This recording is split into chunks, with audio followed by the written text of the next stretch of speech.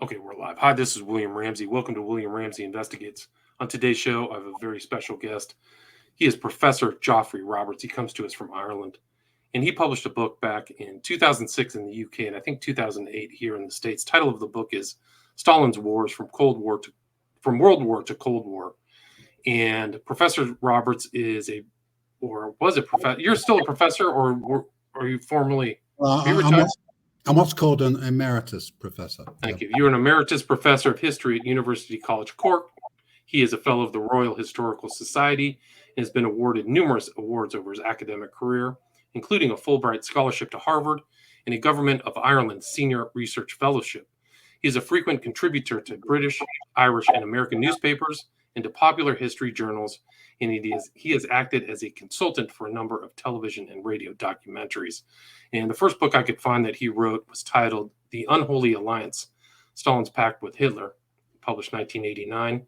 Also, The Soviet Union and the Origins of the Second World War, published 1995. Also, The Soviet Union and World Politics, 45 to 1991, published in 1999. In 2002, Victory at Stalingrad, the battle that changed history. 2012, Molotov, Stalin's Cold Warrior. Also in 2012, Stalin's General, The Life of Georgy Zhukov. And with some other authors, he published in 2020, Churchill and Stalin, Comrades in Arms During the Second World War. And he has a book coming out next year titled Stalin's Library, A Dictator and His Books. And his website, which will soon to be updated this month, is hisfullname.net. So it's Geoffrey, spelled Geoffrey, Roberts.net. And I'll put that in the show notes. But again, we're going to talk about this fascinating book that I read through. Title of it again is Stalin's Wars from World War to Cold War, 1939 to 1953. So Professor Geoffrey Roberts, thanks for coming on the show. I appreciate it. Welcome. Thanks for inviting me. Well, you have a very long career with a bunch of different books that do tie into this, the topics that we're covering in Stalin's Wars. Can you kind of talk about the arc of your career and what led you to write Stalin's Wars? Partly it's a generational thing. I grew up in Britain, in London, not so long after the Second World War. Lots of stories about the war, including about the German Blitz on London. My family lived for it. The relics, remnants of the war were all around me, as a child. So, for people of my generation, Second World War is the kind of like dominating kind of historical event. Yeah, and a lot of my historical research has been connected to the Second World War. What happened before the war? What happened during the war? What happened after the war? What's still happening as a consequence of the war? So in that sense. Stalin's Wars is a continuation of that interest in the Second World War, which actually goes back to my early childhood. I mean, more specifically than that, I originally, and perhaps still am, I was a foreign policy specialist, a specialist in the history of Soviet foreign policy. And you mentioned my first book there, published in 1989, Stalin's Pact with Hitler. The Unholy Alliance, Stalin's Pact with Hitler. So a book about the origins of the Second World War and the role that the Nazi-Soviet pact played in that war. So, having published that book and a load of articles, and another book as well, my idea was to continue the story of the Second War of Soviet foreign policy after the Nazi-Soviet pact. So that's to say, the pact was signed in 1939, 1941, the pact collapses when Hitler invades the Soviet Union. So my idea was to continue the story of Soviet foreign policy, the story of Stalin's foreign policy, into the Second World War and indeed into the early Cold War. So that was the original idea of this book. It was going to be a book about Stalin's pact with Churchill, Stalin's pact with Roosevelt, the Grand Alliance during the Second World War. But what happened was that during the course of my research, I had the opportunity to write another book, a book about the Battle of Stalingrad, called Victory at Stalingrad, the battle that changed history. So that drew me into having a closer look at Stalin's military leadership, Stalin's warlord, his conduct of the war. So the whole idea of doing a book about the Grand Alliance, the Soviet Union, the Grand Alliance, Stalin, the Grand Alliance, broadened that into a much wider study of Stalin as a war leader. So that's why I came to write this particular book. Right. So he really was a warlord, and you mentioned in your book he was Supreme Commander of the Soviet Armed Forces at one time, the State Defense Council, and People's Commissar for Defense, as well as the head of government and leader of the Communist Party. So at a certain part of that war, he was really just over. He had all these offices, but everything starts in 1939, the Molotov-Ribbentrop Pact. Can you talk about how that got signed and what the impression was with Stalin of why he did decide to sign that? Yeah.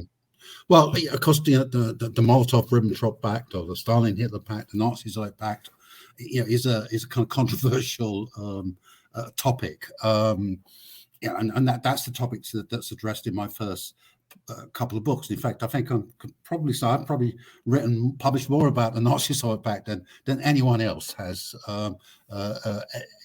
ever.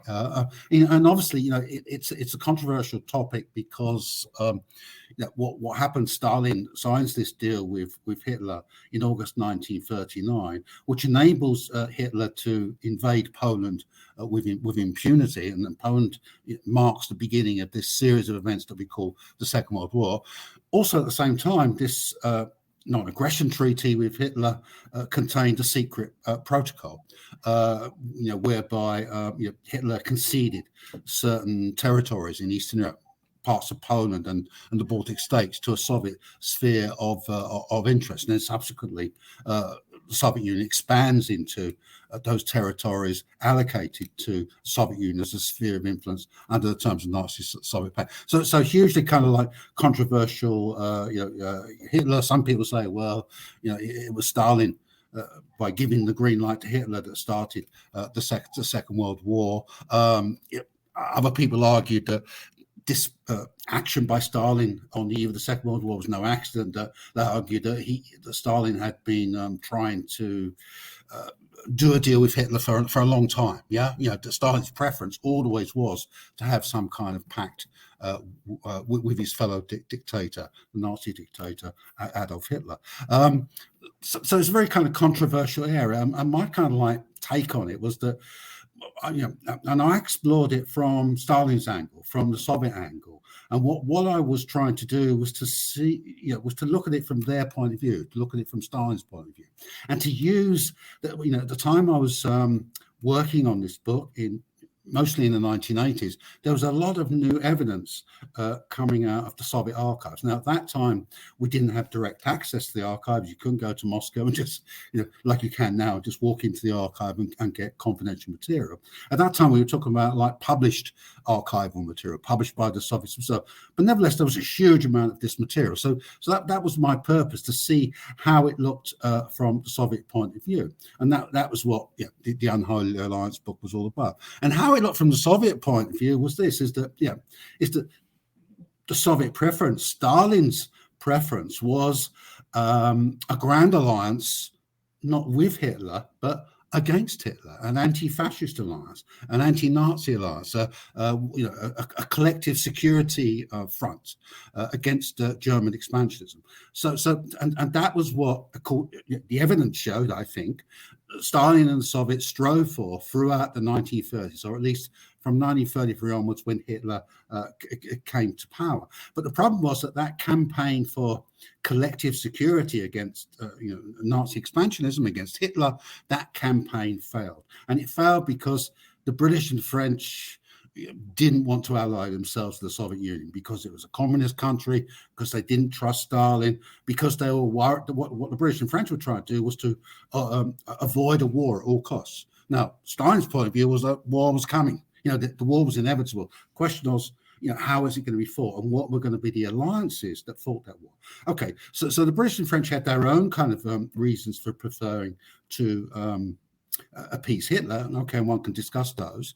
But the end result was it stymied the Soviet campaign for an anti-Hitler alliance. Now, this whole kind of scenario comes to a climax in 1939, when there are actually negotiations between Britain, France, and the Soviet Union, so-called Triple Alliance negotiations, to form an anti-German front and anti-Hitler front. Because by 1939, the British and French had woken up to the fact that Hitler couldn't be appeased. That appeasing Hitler just led him to demand more and to become more aggressive and more expansionist. So there were these negotiations in 1939, but those negotiations failed. And they failed from the Soviet point of view from Stalin's point of view, because the British and French didn't seem to Stalin to be serious about an anti-Hitler alliance, an anti-Hitler coalition. What Stalin thought was the British and French going was to drag the Soviet Union into a war with Germany, and then let the Soviets do all the fighting for them. Let the Soviets and Germans slug it out together. So in that context, Stalin backs away from the negotiations about the Triple Alliance, and instead he decides to do this deal with Hitler, this Nazi-Soviet pact, this non-aggression treaty of August 1939, which kept the Soviet Union out of the war, kept the Soviet Union neutral, but also had this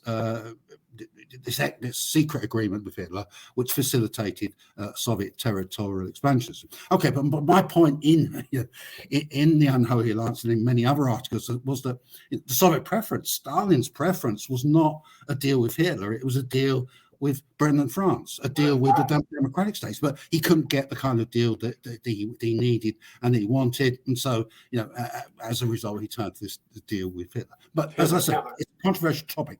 Not everyone agrees with my interpretation. All I can say is that is what I think the evidence shows. That the Soviet evidence, the evidence from the Soviet archives, and indeed, I started off by saying, well, of course, in the 1980s, we didn't have access to the Soviet archives directly. It was just published material. Well, we have had access to those archives for the last 25, 30 years. And I can tell you, nothing that has come out of those archives in any way undermines the kind of arguments that I put forward in 1989 in the Unholy Alliance. The interpretation I made on the basis of the published documentation, the evidence that was available to me at the time, I think still holds water. And you also came to the U.S. You went to the Library of Congress and Harvard, so you've done the legwork to kind of look at a lot of these topics from the original. Yeah, so obviously a lot of my research has been based in the Russian archives. That's my USP. Yeah, but yeah, sure. Of course, I've worked in American archives. I've worked in British archives.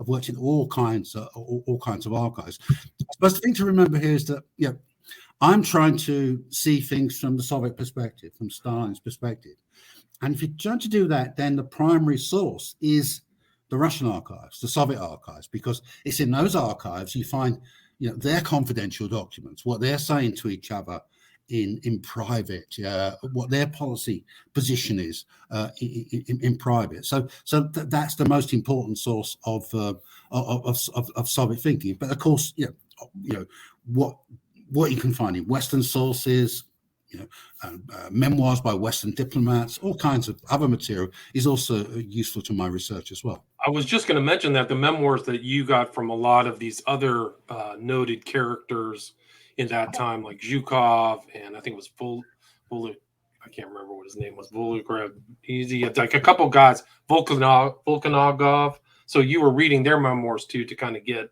an understanding of what was happening at that time as well. Of course, As a historian, I consult all the possible sources, including what people write in their diaries, what they write in their memoirs, or what they say after the event. But you have to be very careful here, because the first rule of historical evidence is that you don't accept what people say in their memoirs or what they claim without supporting documentary evidence, because time after time you find that what they say, what they claim is not right. Is that when you get access to the actual documents, you find a completely a different story. So I think memoir evidence has to be handled with care, with discrimination, and this is particularly true in relation to the topic of the Stalin's Wars book, about Stalin's war leadership, because the original body of evidence upon which people based their assessment of Stalin as a war leader, okay, there was like Western material, Western documents, reports of Western diplomats and political leaders. You had the records of Stalin's discussions with Churchill and Roosevelt at Yalta and Tehran, and that kind of thing. But the primary source, in a sense, or in confidentiality terms, were the memoirs of Stalin's generals. Yes, military memoirs. And okay, there are different sorts of military memoirs, and Soviet military memoirs about Stalin go through different phases. But the original kind of like batch of memoirs, which came out after Khrushchev denounced Stalin at the 20th Party Congress in 1956, and specifically Khrushchev denounced Stalin's war leadership. That was one of the main thrusts of his critique of Stalin as a leader and Stalin as a dictator. Well, it was that he was a poor war leader. That memoir evidence from Soviet generals tended to reflect the political line that Khrushchev was putting at the 20th Party Congress. So, based on this kind of memoir evidence, and in the absence of other evidence, it's very difficult to judge the veracity of what these generals are saying in this, these claims that they are making, because of course their overall tendency isn't, it's like generals all over the world. They have a tendency to blame politicians when things go wrong and to claim the credit, when things go right. So Soviet generals were no different. So, there was a huge kind of like barrage of criticism of Stalin after the 20th Party Congress, which finds expression in these Soviet military memoirs. And outsiders had no way of judging how right they were. Okay, but you fast forward, collapse of the Soviet Union, the Russian archives open up, and then we actually get our access to the documents themselves, yes? And the documentary evidence, the real primary source evidence you find in the Russian archives about what Stalin was saying, what doing, and also about what his generals were saying and doing, presented a completely different picture from this highly negative view of Stalin that you find in some military memoirs. Yeah. So okay. So that's a cautionary tale about But it's important to the story because this opinion of Stalin is going through different pendulum swings: good, bad, good, bad, good, bad. But in your book, you cite he's working 12, 15 hours a day. You can see all of his appointment schedules from the primary documents. So he's clearly responsive. In Stalin's words, my kind of like basic argument that he was a highly effective war leader, a great war leader. When I say great, it doesn't necessarily mean good, in a moral kind of sense, but great, very effective. He won. Yep, he defeated Hitler. I think you write in your book like it was a monumental achievement. It really was the primary fighting in the war, World War II. Yeah, it's a monument. Obviously, it's not just Soviet. It's not just Stalin's achievement. It's achievement of his generals. It's achievement of his armed forces. It's an achievement of the Soviet people, who of course made huge kind of sacrifices to secure this victory. Some 25 million more, actually, 25 million plus Soviet citizens died. As a result of. It was like 1 out of 8 every Soviet citizens died during that war. It's an incredible number. Yeah, absolutely. 1 out of 4 injured. Yeah, absolutely. Okay, but so so my argument is Stalin was a great warlord. Chances are that without Stalin's war leadership, Hitler might have won. The Soviet war effort might have collapsed, or whatever. Yeah. So I don't think there was any substitute for Stalin's war leadership. And the reason for that was, because the Soviet Union, by the time you get to the Second World War, was Stalin's system. Yeah. It depended on, for its effective performance in any way, actually, not just militarily. It depended on Stalin individually, personally, on his performance. Yeah. So it's not surprising. It's not surprising that Stalin is such a central figure. Right. Okay. So he's there, but so he okays the Molotov-Ribbentrop Pact 39, right? That allows Hitler to focus towards France and the Western Front, buying Stalin time.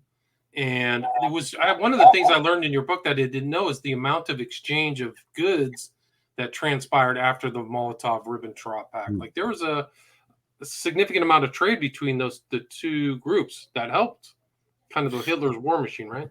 Yeah, listen, every decision, every major decision, and lots of minor decisions are Stalin's decisions. Yeah, that's one of the most amazing things we found out when we got into the archives and we're able to view Stalin on a day-by-day basis and what he was doing. It's the huge amount of work he did. Yes, the huge number of decisions he took, and he's the overwhelmingly dominant figure there. Yes, the whole thing revolves around him.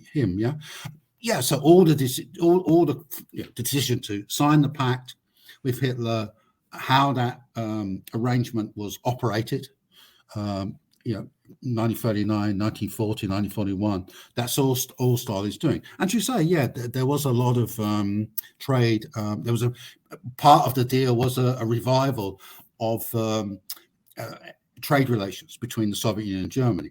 In the 1920s, Soviet Union and Germany had very good, very extensive trade relations. In fact, Germany was, I think, Soviet Union's major trading partner in the 1920s. When Hitler comes to power, that relationship collapses. But it's revived after the Nazi-Soviet pact. So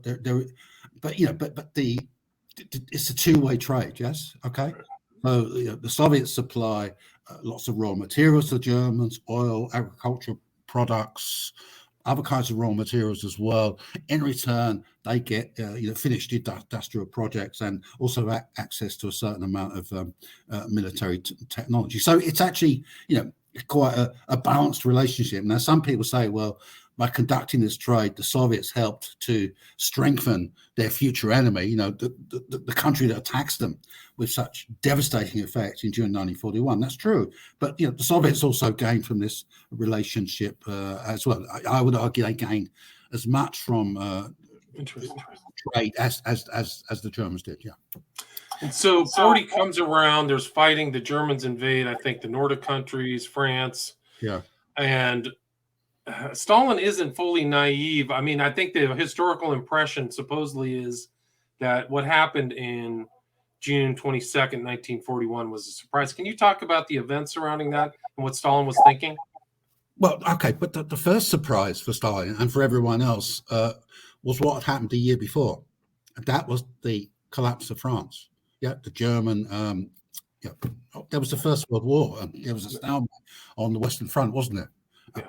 It didn't happen during the Second World War. The German attack on France in May, June 1940 succeeded within a few weeks. And France was occupied by the Germans, as were a number of other West European countries, and Britain was isolated from continental Europe. So, Germany lost the First World War. In effect, in 1940, Hitler won the Second World War. Yeah. He actually, Germany was now in command of continental Europe. Okay, Britain was still fighting on.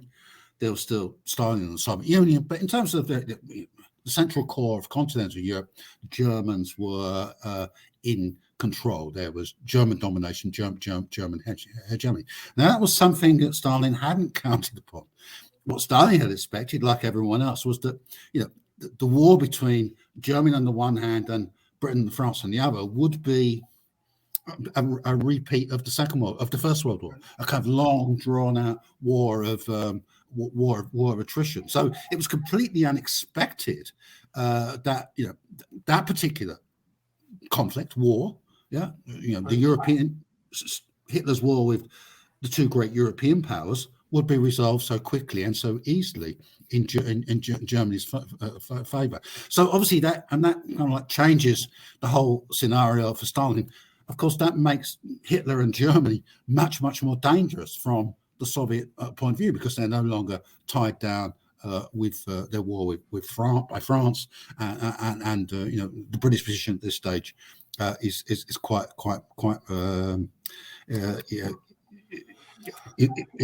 defensive on the defensive is probably what. So that and so what happens then is that in response to that huge accumulation of German power and from the Soviet point of view, the growing German strategic threat, Stalin and the Soviets take certain actions to strengthen their defensive position. Yes. So, for example, in response to what's happened in Western Europe, the Soviets strengthened their grip on the Baltic states, Latvia, Estonia, and Lithuania, and they incorporate them into the Soviet Union. They also, expand into a part of Romania, which is called Bessarabia, which had been part of the Tsarist Empire, but the Romanians occupied it They also attempt to strengthen their position in the Balkans and in the Black Sea and in the Mediterranean as well. So there's various Soviet responses to the huge German victory in Western Europe. Right. The problem is that Hitler and the Germans viewed those Soviet actions as being aggressive and as being potentially threatening to them, and that's the point on which actually the road to Operation Barbarossa, the German invasion of Russia, of the Soviet Union, begins. It begins in the summer of 1940 with Soviet defensive reactions and measures, and the German response to those. Yeah. Now, okay, a lot happens in between, but okay. So then we come to your question about what's going on in June 1941 when it's. Okay, it's obvious. It's obvious to everyone that sooner or later there's going to be a Soviet German war. The question is, when would that war come, and what would happen when the war broke out? And no one knew the answer to those questions. Certainly not to the what would happen question until it actually happened. Although, of course, there will be, given what had happened to France, there will be some expectations that perhaps the Soviet Union would collapse under a German military onslaught, just like the French had done. Okay, so look at it from Stalin's point of view. War is coming. He's not sure when it's coming. Okay, he has a lot of information coming into him, warning him of the danger. In some cases, giving dates of when the Germans are actually going to attack. So the question from his point of view is, how do you respond to that scenario? There's going to be a war. We're not quite sure when. Okay, so one response to Stalin is, well, he doesn't quite believe that the Germans are actually going to invade the Soviet Union in summer 1940. He doesn't believe it because it doesn't make sense. Because, okay, Britain is on the periphery of this struggle at this time, but Britain is still a fight on. Why would Hitler take on the Soviet Union when he still had to deal with the British? Yeah? So why would Hitler embrace the danger of a two-front war? Remember, of course, it was a two-front war that led to Germany's defeat in the First World War. If there had only been one front war for Germany, Germany would have won the First World War. So Stalin doesn't think it's kind of rational for Hitler to embark upon an invasion of the Soviet Union. Why he still has the British to deal with, and also there's a certain perception that in Germany itself, there's a peace faction as well as a war faction. And Hitler is in the middle of a debate about whether or not to go to war with the Soviet Union.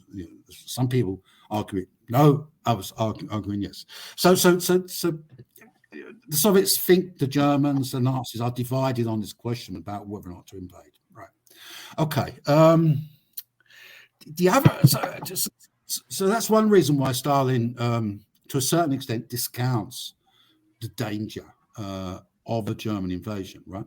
But there's another reason, and this is much more important reason. And I've been, this is what I argue in Stalin's wars, and it's what I've argued in all many times in all kinds of different contexts. And it's a kind of point that people don't seem to be able to grasp because they keep going back to the old arguments. And my argument is this: is that Stalin didn't think it mattered if he got caught by surprise by Hitler and the Germans invaded sooner than he expected, right? He didn't think it mattered that much.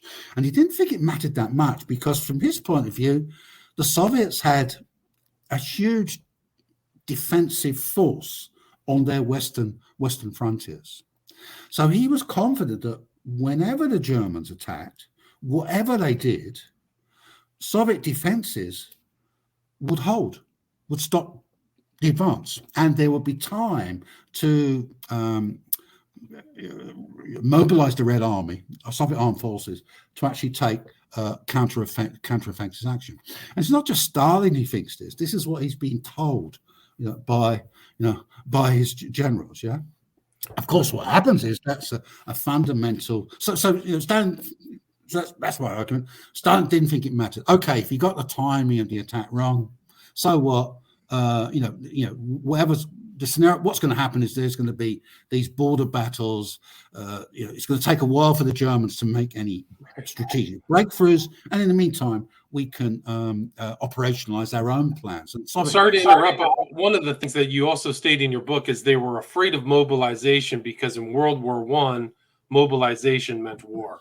Yeah, that was kind of the engine that created the whole World War I situation. So they were afraid of repeating that too. Right? Yeah, so mobilization needs war, because that's kind of what happened during the July crisis, which led to the First World War, is that the Russian Tsar's mobilization had provoked a German counter-mobilization. Yeah. Okay. Yeah. So Stalin, doesn't want to provoke the war prematurely. He doesn't want to provoke the war prematurely. Yeah. So he wants to restrain action.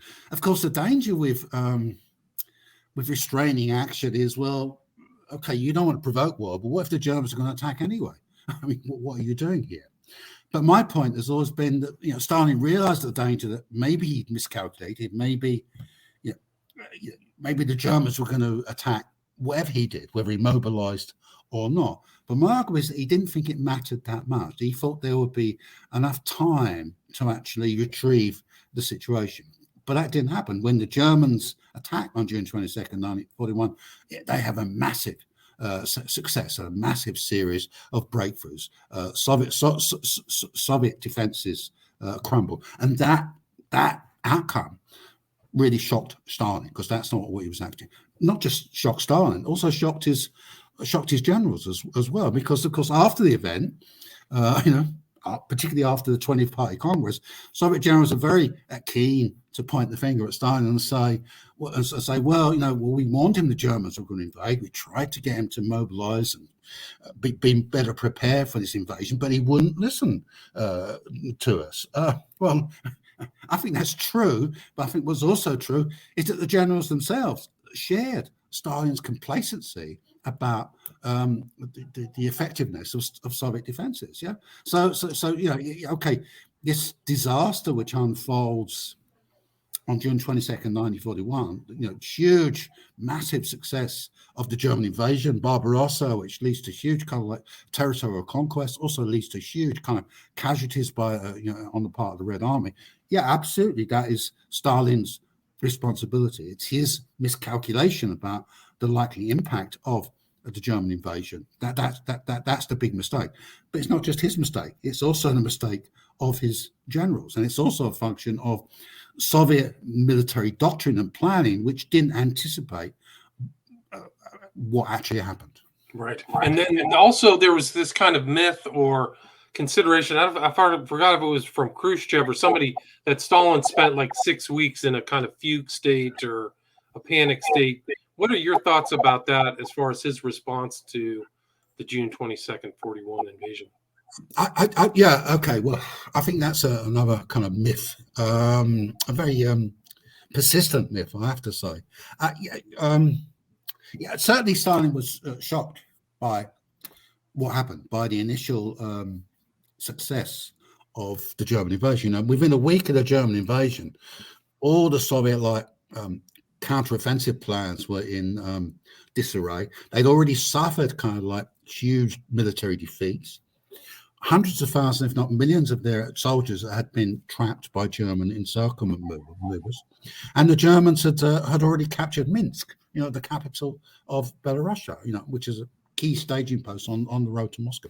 So there's no doubt that Stalin was shocked by these events, and he was also suspicious about what might be going on. Whether or not some of his generals might be involved in a conspiracy against him, or in cahoots with the Nazis. So he's definitely shocked, but but the evidence is that he remained in command of himself and of the situation. Yeah. This story that he had some kind of nervous collapse as a result of the invasion, it comes from Khrushchev. From Khrushchev's report to the 20th Party Congress. This is one of the stories he tells in that report. And then he repeats that report in his memoirs, and other memoirists, give variations of the same story. But when you look at the documentary evidence, it's quite, it's absolutely crystal clear that Stalin didn't actually have any kind of mental or nervous collapse. So one piece of evidence, for example, is his appointments diary. So we know, who he saw during this period, the first few days after the German invasion. He saw a huge number of people. We know all the decrees and orders that he signed. Yeah? We have the evidence of, people who were closely working with him during this period of time, which Khrushchev wasn't. Khrushchev was in Ukraine; he wasn't in Moscow at all. So, overwhelming documentary evidence for the first few days after, the June 22nd, Stalin was in control. Was hanging on in there, and mobilizing a response to what was going on. I think there was at least within that time, within the 6 months, he gave he gave a crucial speech. I think December 7th in Moscow, right? Saying we're going to fight. But there's two crucial speeches. The first speech is he makes a radio broadcast on July 3rd. 1941. Yeah, this is his first, and this was his first ever radio broadcast. By the way, the first time he'd ever done it. So this is his first war speech. Now, just before he gives that broadcast, he does disappear from view for about 36 to 48 hours. So a couple of days, he's nowhere to be seen. He's at his dacha, his country. Seems like you might have hit the wrong button. I think he gives two crucial speeches. He'll probably pop back in. Geoffrey Roberts. He gave another speech, I think on June 7th, I think it was, where he just basically rallied the troops. And I think one of the interesting things in Jeff's book is Stalin may not have been a great kind of military leader or a general, but he was a fantastic organizer. Like, he was constantly organizing stuff. And one of the great things of the war that made the Russian or the Soviet Union win was the fact that they were able to really outproduce the Germans, like outputting tons of tanks and things like that. So you have to kind of give him credit. Like, I think, there he goes. All right, okay. You're back. Yeah, so two crucial speeches. Okay, yeah, this radio broadcast is the first one. Now, just before that broadcast, he did disappear for a couple of days, and some people argue that during this is when he had his nervous breakdown just before his speech. My argument is that the reason he disappeared was he wanted to think things over, and he also wanted to find a bit of time and peace to actually write this very crucial speech. That's kind of my argument. And, if he did have a breakdown, he staged a miraculous recovery, because this radio broadcast was a brilliant speech, brilliant piece of theatre. Was quite important in rallying the population to the defence of the country. Okay, then the other big speech he makes is in November 7th, 8th in Moscow. Okay, so by this time, the Germans are approaching Moscow. There's a big battle under progress for Moscow. The Germans are trying to capture the Soviet. Right, they made it to the suburbs, right? Sorry, they made it to the suburbs of Moscow. Absolutely, very, very, very. The inner suburbs of Moscow. If you go to Moscow and if you drive from the airport into the city centre, there are various monuments which mark at the furthest extent of the German penetration of Moscow's periphery. And it's amazing how close that is to the city centre. Yeah, so the Germans come very close to achieving their goal of taking Moscow, and had they taken Moscow, okay, it's quite possible that maybe that would have signalled victory for the success of Operation Barbarossa. But that doesn't happen because the Red Army defences hold, and Stalin's speech on November 7th, he makes two speeches around this time, one of which is in Red Square itself, where you have troops marching through the square on the way to the front. And in this kind of speech, it's a very it's a very like his radio broadcast of July 3rd. It's a patriotic speech. It's a call to patriotic defence of the motherland, and it's widely seen to be a crucial kind of moment in steadying everyone's nerves in Moscow and in the defense of Moscow. Had Stalin fled Moscow, had Stalin not performed as well as he did in this particular context, then maybe things might have gone the Germans' way. I always describe this speech, this November, or these two speeches of Stalin, as being equivalent to Churchill's speeches after the British defeat and retreat from Dunkirk. Churchill's finest hours. This was Stalin's Moscow speeches, November 1941. This was his kind of fireside. This his moment. One of the crucial moments in which the war could have turned in very different directions.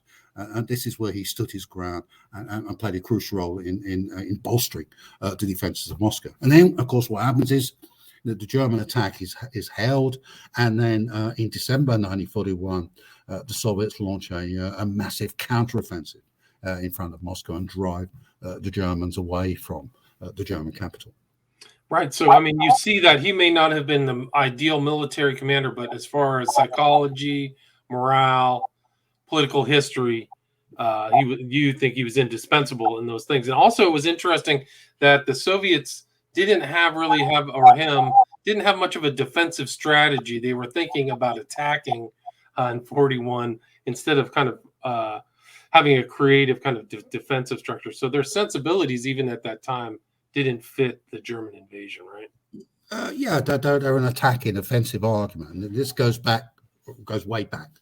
You don't win wars by defense. You win them by counterattack, by counteroffensives. In fact, throughout the whole war, from day one of the Soviet-German war, that's the kind of strategy that the Soviets pursue. Counterattacking, counteroffensive strategy. Okay, the thing is though, for the first year or so of the war, it's not a very successful strategy, and it leads to defeats, huge kind of casualties and setbacks. But eventually that strategy, it works. It actually succeeds, and of course the great turning point is the Battle of Stalingrad. Okay, so there is the Moscow battle. That's one example of you defend and then you counterattack. But the other great turning point of this period of war is the Battle of Stalingrad. Yeah, where you. Can you talk about that? Can you explain why Stalingrad was so crucial? Okay. So when the Germans failed to take Moscow in the autumn of 1941, and when you get this Soviet counteroffensive in front of Moscow, which is of course led by Marshal Zhukov, yes. At that time, he's General Zhukov, who's as you mentioned in your introduction. I wrote his biography. It's coming back on. Anyway, Stalingrad was really important. It's interesting when I was looking at kind of the Stalingrad study. Stalin actually had personal attachment during the war between the White and the Reds during the Russian Civil War after the Tsarists collapsed, because he defended. It was called Tsaritsyn at the time. It became Stalingrad, but it was really remarkable. So he won that war in the Russian Civil War, and then when the Germans invaded, this was the crucial battle that won. So it's almost like he was the right person for that conflict, that one key battle, the Stalingrad battle, that was really crucial for Hitler. I think it was because if he would have conquered that, then the Germans would have had access to unlimited oil, unlimited stuff, but unlimited resources and granaries and things like that, and then could have turned north against Moscow, but that never happened. But Stalingrad was really just a brutal war. Yeah, sorry about that. This interview is turning into a disaster of kind of epic proportions. It's okay. I was, when you're gone, I'm just filling in for you. I'm reading from your book. So I was telling the listener that the Stalingrad was really important, and Stalin himself, or George Jugasvili, or whatever his real name was, he had a direct connection to that territory, defending Tsaritsyn during the White and Red Russian. And actually, he had to have learned of what happened in those early 20s and put it in the 40s, because it's almost like the same topography. The Whites were, the Reds had the Moscow and kind of the central part of the country, and then the Whites came in from the south.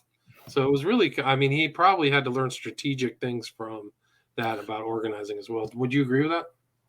Well, Stalin was quite familiar with a lot of the topography, actually, because during the Russian Civil War, after the Bolshevik Revolution, he didn't just serve on the Stalingrad front or Tsaritsyn. He served in all kinds of different theaters. Yeah, during the Civil War, he was like Lenin's troubleshooter in truth. During the Civil War, so he was sent to all kinds of different fronts to sort out various problems. So he was very sort of knowledgeable. Yeah, and you made an important point there, is that one of the key kind of reference points for Stalin and others experientially when they get involved in the Second World War, the Soviet German War, the experiential event they go back to, of course, is the Russian Civil War. Yeah, what happens then? In fact, one of the first things that the Soviets do upon the outbreak of the war is to set up a state defense council. Yeah, and that's modeled on a similar body that the Bolsheviks set up during the Civil War. In his radio broadcast, speech, and also in other speeches, Stalin made the point is that look, okay, we suffered huge defeats during the Civil War. We were corralled into central Russia, but nevertheless we emerged from that Civil War victorious. So there's a certain despite all the huge losses, the defeats, the retreats, throughout the war, Stalin has a certain kind of confidence that that the Soviet Union is going to survive, the system's going to survive, the Red Army is going to survive, that victory is going to be won eventually. And part of that kind of confidence is based on this other experience of the Russian Civil War. So I think that's quite an important point. You asked about Stalingrad. Okay, sure, Stalingrad. Okay, so when the Germans failed to take Moscow in the autumn of 1941, that effectively means that Operation Barbarossa has failed. And Operation Barbarossa was an operation to defeat the Soviet Union and occupy vast swathes of Soviet territory during the course of a single strategic campaign. Yeah, within a matter of months. Yeah, a kind of blitzkrieg invasion and occupation of European Russia. That's the whole concept. But when the Germans found in Moscow and they get driven back, and their advances on other fronts have been stopped. So they got as far as Leningrad in the autumn of 1931, as well as Moscow, but they failed to take Leningrad. They penetrated quite deeply into southern Russia and into the Ukraine, but even there, around this same period, they received a few setbacks and were forced to retreat in some cases. Yeah, so the Battle of Moscow, the German blitzkrieg war campaign in Russia has failed. So Hitler's faced with a much more prolonged conflict. He's faced with a war of attrition on the Eastern Front, much like the war that the Germans had to fight during the First World War. So how's he going to conduct that war? Well, one of the ways he chooses to conduct that war, he chooses to turn it into a war of resources. Yeah, and the key resource here is oil. Okay, so the German campaign in the summer of 1942, which ends up with the Battle of Stalingrad, is fundamentally a war for oil. It's a war to capture Soviet oil fields in southern Russia, Ukraine, and the Caucasus. To gain control of the oil for the Germans themselves, but also to deny it to the Soviets. Okay, and what happens at the Stalingrad site? Initially, the German Stalingrad campaign is very successful, just like Operation Barbarossa had been initially successful. The Germans drive the Soviets back. They actually get quite a long way in the direction of capturing the oil fields at Baku. Baku's the key target of this campaign, and they also reach Stalingrad. Stalingrad, a kind of like strategic pivot on the Volga in terms of oil supplies up the river from the south to central and northern Russia, but also a hugely important psychological target from their point of view, from Soviet point of view, because of course it's Stalin's city, it's Stalingrad, it's the former city of Tsaritsyn, which during the Civil War Stalin had helped to save for the Bolsheviks, and which had been renamed Stalingrad in his honor in 1925. So it's a hugely important prize, and just like Barbarossa, the Germans almost succeed. They almost succeed in capturing Stalingrad, but the Soviets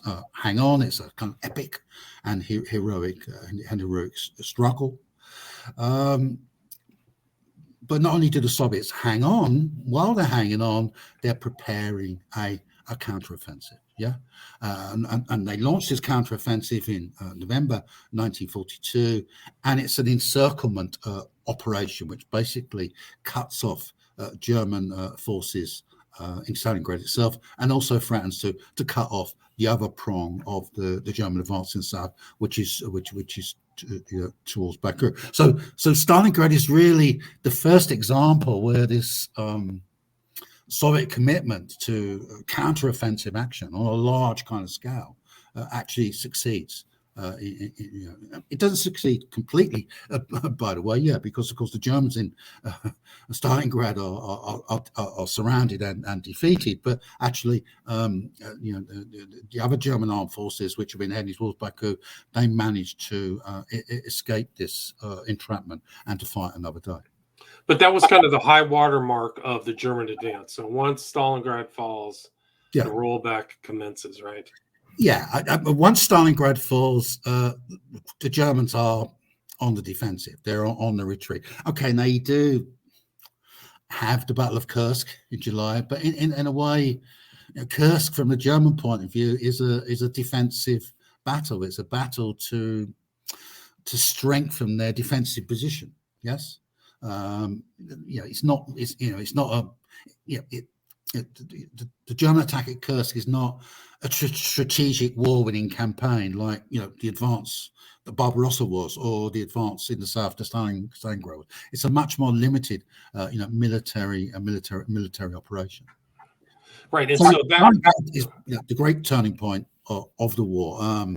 Once the Germans have lost at Stalingrad, there's really no way back for them. They're going to lose the war. It's just a question of when and how long it's going to take, what the costs are going to be. And Stalin's view, I mean, you have to see him not just as a military leader. I think one of his associates said he had a really good global view of everything. But it's also the fact that he could rally the people and the production values. So do you think he gets credit for that, right?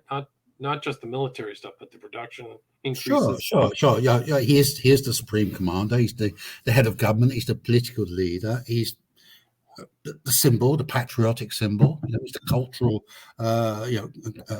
icon.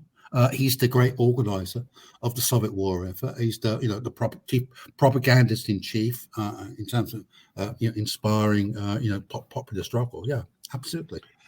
And so they make that march all the way to Berlin, right? Yeah, let me go back to this point point is that Stalin's like crucial central role was obvious to everyone at the time, which is why Western leaders, Churchill, Roosevelt, everyone was so forceful in their praise of Stalin and his leadership during the war, and had no doubt whatsoever how central it was, how indispensable it was.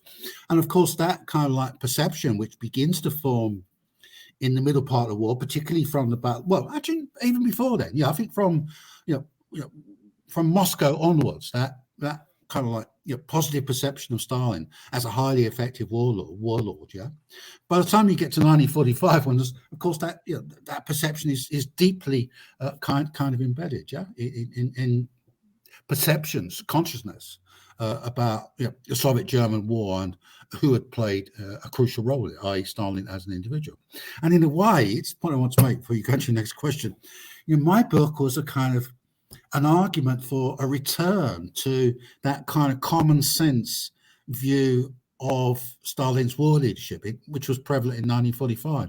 The Soviet Union, the Red Army, had just won the greatest military victory in history, greatest war in history. They'd come back from near disaster. This amazing kind of victory. Stalin was the leader, supreme commander, everything. Of course, he was central, he was important. Of course, without Stalin, it wouldn't important. It's an obvious kind of point of perspective.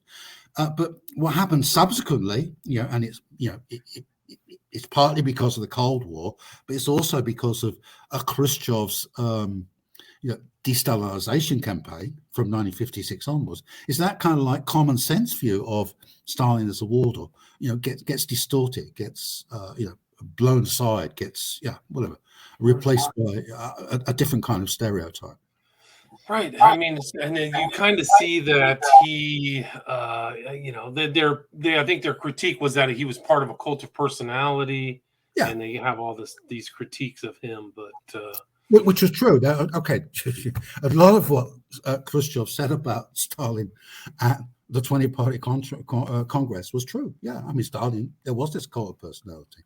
Stalin was a brutal dictator in many ways. He did preside over years of mass terror during the 1930s. He was responsible, politically and morally responsible for the deaths of millions of innocent people. So a lot of that Khrushchev critique was absolutely spot on. Of course, what Khrushchev didn't mention when he's denouncing Stalin is his own role in all these events, his own culpability. It's not Stalin's fault. It's not the party's fault or the leadership's fault. It's just this one individual. Very, very, very clear. So blame shifting, right? More blame shifting. Yeah, absolutely. So okay, but where he was wrong, I think, was in his criticism of Stalin's war leadership. Yeah. Now, which is not to say there aren't criticisms to be made of Stalin's war leadership. There are many. We can have a lot of big discussion about that. Mistakes he made, the limitations, all kinds of things like that. But overall, it's a hugely kind of impressive performance. Yes, as a war leader, and that's the reason why, of course, in Russia today, Stalin is a hugely popular figure. Yeah, he has all the polls show that great majority of people in Russia, have a high opinion of them, a positive opinion of them. The main reason is because they see him as being the great war leader. Yeah, the one who defeated Hitler, the one who helped save the country from Hitler and the Nazis, not just save Russia from Hitler and the Nazis, but save Europe. The whole world from Hitler. The world. I mean, really, who knows what would have been next? I mean, they saved the country, and I remember you right. It's a war of annihilation. It really was. I mean, there were all kinds of annihilation orders, and kill orders. So, well, that was the Hitler's war. Hitler's the Nazi aim. They want, because of their racist kind of ideology, because they saw Slavic peoples and other Soviet peoples as being inferior, to the Aryans. It wasn't just Jews that the Nazis were prejudiced against; it was other races as well. And also Hitler's very hostile to communism. yeah, and the communist system. So yeah, it's not just an ordinary Operation Barbarossa. Is not just a normal kind of military operation. Right. It's a war of destruction, a war of annihilation. Yeah, and it's a war in which on the German side, all the conventional rules of warfare are set to one side. And of course, it's the war. It's in the context of Barbarossa that you get the emergence of what we later call the Holocaust. Yeah, Right. the massacre of Jews by the Nazis during the Second World War begins on the Eastern Front in 1941 to 1942 with the Nazis, the SS execution of a Yeah, the million. Einsatzgruppen. You Yeah, mentioned them in the book. Yeah. yeah, exactly. Yeah. Yeah, really crazy. I mean, and Stalin still, I mean, after the war, he still is a player. He's still kind of manipulating the Cold War, Korean War. Really, like it's a aptly titled book because he was really at war for almost 15 total years in a way, to a larger and lesser extent. Yeah, he kind of after the war he steps back a bit. Yeah, I mean the war takes a huge kind of personal toll on him. He starts to go on long holidays, 3-4 month holidays every year on the Black Sea. He lets his subordinates take more decisions and take more responsibility and deal with saying he still deals with all the big stuff and an amazing lot of stuff. But yeah, there's a certain kind of way, kind of like he reaches a peak of kind of performance during the war, and then he steps back from that. He doesn't kind of have the energy or Right. maybe the inclination to continue at that same kind of level of intensity as he did. But sure, okay, yeah. He fights the Second World War, then he fights the Cold War. With the West. He presides over the Reconstruction. Right. Quite a successful reconstruction in the country after the war. He continues his campaigns of repression in various forms, in order to protect the Soviet socialist system as he sees it. So he remains kind of like right until the end of his life, his death in 1953. He remains kind of an active, engaged, hands-on kind of leader. Right. I mean, it's a great book. There's so much in here. There's tons of stories about the origins of the Cold War, how he dealt with a lot of Churchill, Roosevelt, Truman. But what would you like to add, or anything I missed before we wrap this up? We're at about 60 minutes. Right. Okay. No, not really. Apologies for the technical kind of. It happens all the time. I suppose I want to draw your attention. Okay. So that was a book that I published in 2006, and I published several books since then, which you mentioned at the beginning. If people are interested in the war, then my other big war book is the biography of Marshal Georgy Zhukov, Stalin's general, which kind of like. It takes forward various aspects of the discussion in Stalin's war. So people might want to have a look at that if they're interested. And then my latest book, which will be published in a couple of months' time, is this book here. Can you show the cover? Yeah, it's called Stalin's Library, A Dictator and His Book. This is a book about Stalin as an intellectual, Stalin as a reader. But it does also has quite a lot of military stuff about Stalin's reading of military strategy and various things to do with the war as well. So my kind of like, my research about Stalin as a war leader is like, is ongoing and continuous. It's kind of endless in a way. My understanding of him is people underestimated his intellectual abilities. Or just because of his nature, he didn't come across as kind Absolutely. The most important thing to know about Stalin really is, two most important things: great war leader, but also Stalin was, an intellectual, a serious guy. He was an intellectual dictator, yes, and it's his intellectuality and his life as an intellectual, his life as a reader, his life in a world of ideas, which is the key to understanding everything he does, everything. About it. If you want to understand why Stalin was such a brutal dictator, why he did all these terrible things, was responsible for all these terrible actions and these massive kind of like human costs, right? You have to understand that the nature of Stalin as an intellectual. Yeah, but maybe something we can discuss. Yeah, I'd love to. Yeah, come back. I'd love to talk about that book. That sounds fascinating. And the best place to reach you, Geoffrey, is your website, www.geoffreyroberts.net, correct? Yeah, and as I said, I mean, the website, I'll be launching a new website, same address, much better website, which I think people find very useful. I have a quick question from Gameplay. He asked, Stalin was earlier in his life a gangster and a bank robber. Was he a person who read about other gangsters and bank robbers? Do you know about that? Yeah, sure. Yeah. No, he wasn't a gangster and a bank robber. During the period of the 1905 revolution in Russia, he was engaged in organizing armed groups which carried out various expropriations, to get money for party funds, including bank robberies. But that wasn't his main kind of function. Mainly, Stalin was a political activist. He, as I said, he was an intellectual. He was an agitator. He wrote. He was a journalist. He wrote stuff. He engaged in political debates. He went to meetings. That was this sort of armed, violent stuff. This gangster kind of stuff was very, very peripheral to his life as a political activist before the Russian Revolution, and that's dealt with in my Stalin's Library book, by the way. I mean, okay, it's a book about Stalin's library, the books he read, he wrote, his life as an intellectual, but it's also a biography of Stalin, and it deals with all the most important aspects of Stalin's biography, including this question that's raised here: is that this whole question of to what extent he could be considered to be a bank robber. My answer to that is no. He wasn't. Gotcha. We can learn more about that. Gameplay, come back in a couple months because I'll have Jeff back on and he can talk about that. But again, great.